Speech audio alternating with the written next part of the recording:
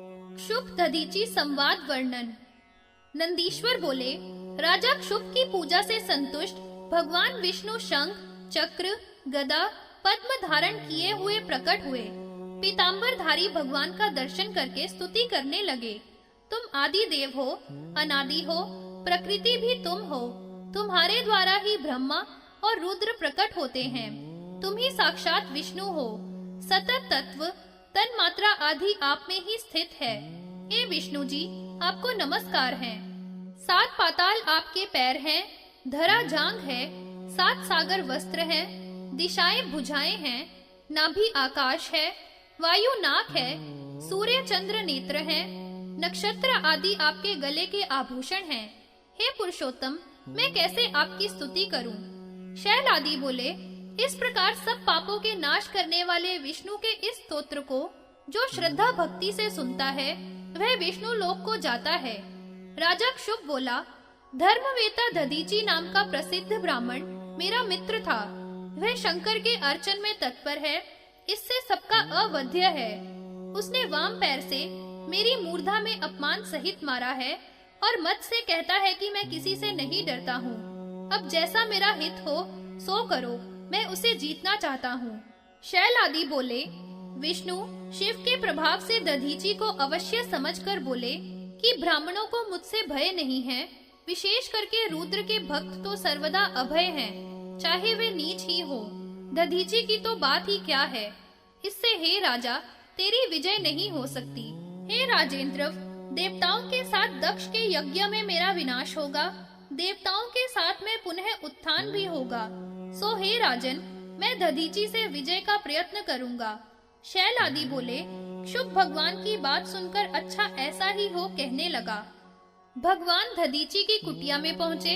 ब्राह्मण का रूप धारण करके दधीचि से बोले, हे ब्रह्म ऋषि दधीचि, शिव भक्ति में तत्पर हो मैं आपसे वरदान मांगता हूँ, आप देने के योग्य हो। तब दधीचि बोले, तुम्हारी इच्छा मैं जान गया, तो भी मैं भय नहीं करता। आप विप्र के रूप में जनार्दन हो। भूत, भविष्यत, वर्तमान, रुद्र की कृपा से सब जानता हूँ। आप ब्राह्मण पने को छोड़ दो। शुभ ने तुम्हें पुकारा है। तुम्हारी भक्त वत्सलता को मैं जानता हूँ। शिव की अर्चना से मुझे कहीं भय नहीं है। यदि है तो आप बताइए। नंदीश्वर बोला, ऐसा सुनकर विष्णु भगवान रूप छोड़कर हंसने लगे। भगवान बोले, हे दधीचि, तुम्हें भय नहीं है। तुम शिव के अर्चन में तत्पर हो, इसी से तुम सर्वज्ञ हो। परंतु एक बार यह कह दो कि मैं डरता हूँ, ऐसी मेरी आज्ञा मान लीजिए। विष्णु के कहने पर भी दधीचि ने फिर भी यही कहा कि मैं नहीं डरता। मुनि के यह वचन सुनकर विष्णु को क्रोध आ गया। चक्र को उठाकर भस्म करने के लिए मारने को तैयार हुए, परंतु विष्णु का वह चक्र कुंठित हो गया। तब दधीचि हंसकर बोले, हे भगवान, अतीव दारुण यह सुदर्शन चक्र जो आपको प्रयत्न से प्राप्त हुआ है वह शिव का ही है, इसलिए मुझे नहीं मार सकता। ब्रह्मास्त्र आदि से मारने का प्रयत्न करो। शैल आदि बोले, उसकी बातों को सुनकर विष्णु ने सब प्रकार के अस्त्र उस पर चलाए तथा सभी देवता विष्णु की सहायता करते रहे। दधीचि कुशाओं की मुट्ठी लेकर शंकर जी का स्मरण कर सब देवों पर कुशा फेंकने लगे। उनके सब अस्त्र व्यर्थ हो गए। देवता सब भाग गए। विष्णु ने अपने शरीर से लाखों दिव्य गण उत्पन्न किए, परंतु मुनीश्वर उन्हें दग्ध कर देता था।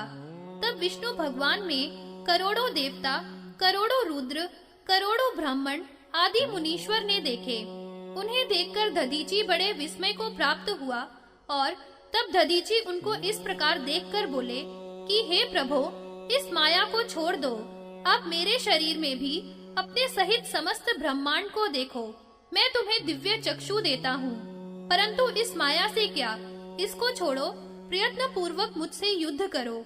उसके ऐसे वचन सुनकर और अद्भुत महात्म्य को देखकर देवता सब भाग गए। नारायण को इस प्रकार निश्चेष्ट देखकर पद्म योनि ब्रह्मा निराकरण करने लगे। तब विष्णु मुनीश्वर को प्रणाम करके वहाँ से चले गए। शुभ दुखातुर होकर दधीचि की पूजा करने लगा। हे दधीचि, मैंने तथा विष्णु भगवान और देवताओं ने जो अज्ञान से आपका तिरस्कार या अपमान किया, उसको क्षमा कर प्रसन्न होइए। दधीची यह सुनकर के राजा को तथा देवताओं को श्राप देने लगे कि हे राजा, आप सभी देवता विष्णु सहित दक्ष के पुण्य यज्ञ में रुद्र के क्रोध से भस्म हो जाएं। फिर राजा को देखकर दधीची बोले, हे राजेंद्र, विविध देवताओं के द्वारा पूज्य तथा राजाओं के द्वारा पूज्य ब्राह्मण बलि और समर्थ है। ऐसा कहकर दधीची अपनी कुटिया में चले गए और राजा भी प्रणाम करके लौट गया। तभी से यह तीर्थ स्थानेश्वर के नाम से प्रसिद्ध है। जो इस तीर्थ को प्राप्त होंगे वे शिव सायुज्य को प्राप्त होंगे। यही मैंने दधीची और शिव का प्रभाव भी वर्णन किया। जो इस क्षुप राजा और दधीची के आख्यान को सुनेंगे वह मृत्यु को जीतकर ब्रह्मलोक को प्राप्त होंगे। युद्ध में जो इसका कीर्तन करेंगे वह विजयी होंगे तथा मृत्यु का भय नहीं होगा।